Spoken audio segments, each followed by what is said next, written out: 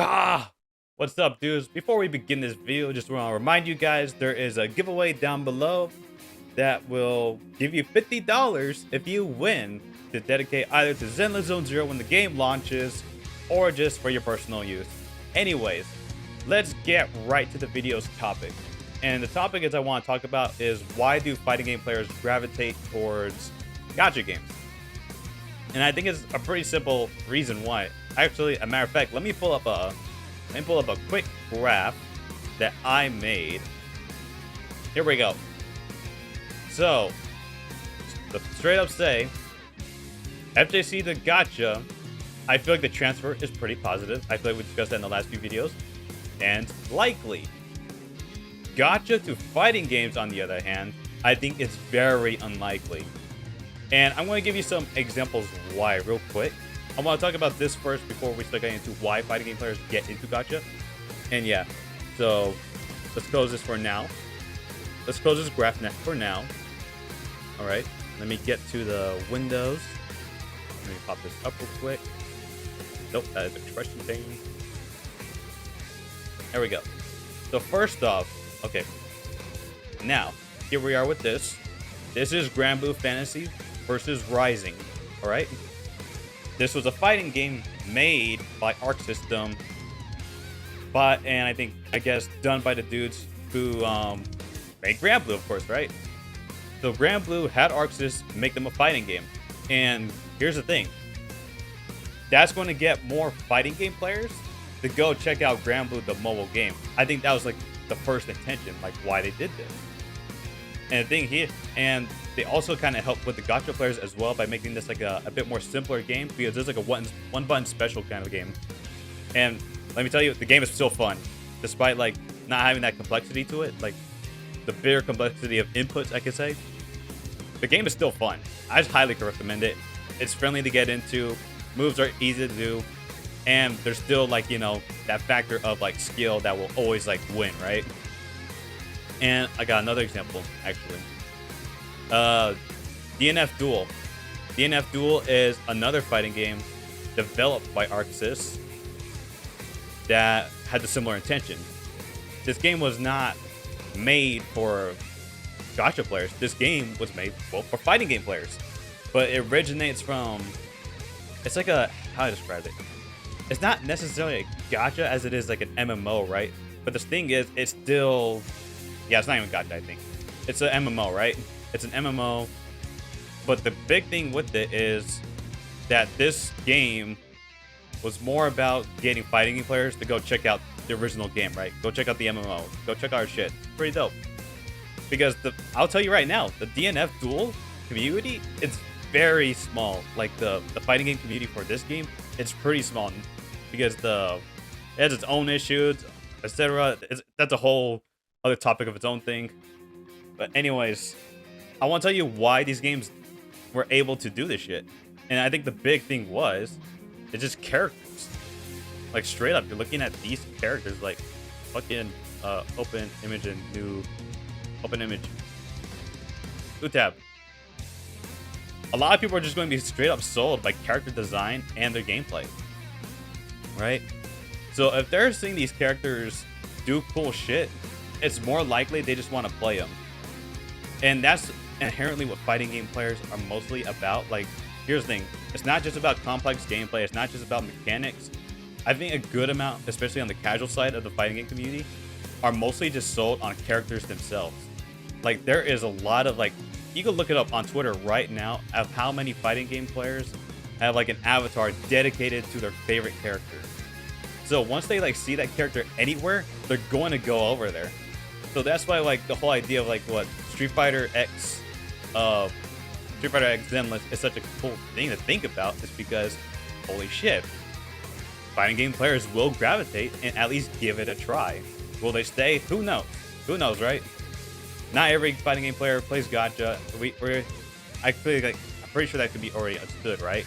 But at the same time, you can still get them over there just by having the characters themselves. And hell, I think even EO made a good point with his recent video of telling him, like, you don't even need the characters. You just need their similar movesets. Like, everyone's playing Cal Charo in Wuthering Waves because he's straight up a mashup of Sephiroth and Virgil. So you're telling me, like, that pretty much just tells me that if somebody has Burning Bird Kick or Cannon Spiral Arrow from Cammy from Street Fighter, people are going to be sold on that shit real fast. I mean, hell, the Wolf dude, everyone saw the Taekwondo shit and was thinking of Hao Wong from fucking Tekken. If I fucked up his name, my bad. He has a really tough name to say, in my opinion. But yeah, I think this is the biggest factor of like why fighting game players transfer to Gacha.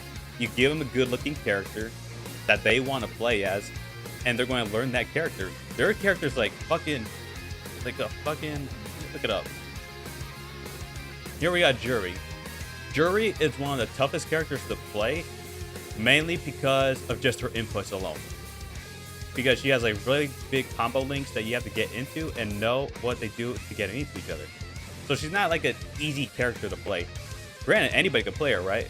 But if you want to play her good or do all like the really cool fancy shit with her, you have to get really good with her. And the thing is, if people love her enough, they're going to learn all that shit straight up. Just straight up. I think there was like a recent video I saw a while ago. It's like, you got these like some of the hottest characters, but at the same time, they're so fucking hard to play. And guess what? Those people are still going to play them. I'm playing fucking Angel from King of Fighters, and her inputs are insane for that game. All right, here's Angel from King of Fighters. I want you to just take like a good look at this. I want you to take a good look at this giant circle. So basically, the way she works is she does a startup, goes into other cancels that can cancel into other things, right? There's a fuck ton of King of Fighter cancels, like shit that's like this, but with her, it's very unique, where it's very complex, very tough. It is dazing. It's a lot of work. It's a lot of shit to learn or remember on the spot, because the game is very fucking fast paced. But holy shit, because you love the character, you're willing to give her a shot. You're willing to do your fucking best with her. You're ready to dedicate your life to her. You're ready to make her your anime profile pick. Okay? That's what's going on. So I think complexity, like when it talks about like when you get in fighting game players to a gacha game, I don't think complexity is like the whole thing that matters. It's not the only thing that matters. It could be that way somewhat, right? But the main thing to me is really just really good characters, what they can do, how they look. That is the commonality between gacha players and fighting game players. Does the character look great? I want to pick them up. I want to give them a try. Let's play them. Now let's go back to this graph here, right? All right. So I feel like we discussed a pretty good reason why FGC would cater, or not cater, why they would transfer over to gacha. Now, a real quick talk about gacha to fighting games. The unlikely reasons. Well, one thing, fighting games are hard. There's a lot of time commitment to them, right? A lot of time commitment to them. And gacha players typically, I feel like if you're mainly playing gacha games, you probably already have like a bunch of gacha games you're already on top of and trying to keep account of, right? You have a lot of things to do. You have dailies and like 3 other gachas that you're already playing. So you're just not going to go into FGC. And not just that, but the complexity of the games, right? The complexity of fighting games are pretty tough. And it's easy to get mad, all that stuff. While gacha games are calm, simple games most of the time, right? And they're just that. That's the difference. That's like the big difference. They're not going to learn. They're not, most of the time, these players are not looking to get into something complex. They're looking to get into something that's like complex enough to where they're still calm and having a good day to themselves, right? And they're less likely to have that feeling when they're stepping into the fighting game community. To say the least. Okay. All right. We got that. Are we understood? Cool. Anyways, that's going to wrap up this video. Feel free to discuss things with me in the comment section. And don't forget to check out the giveaway below. Join the Discord. That way we can talk more fighting games and gacha. And maybe some pro wrestling. Who knows? You know, that'd be cool shit. And that's going to wrap up this video. Thank you guys for checking it out.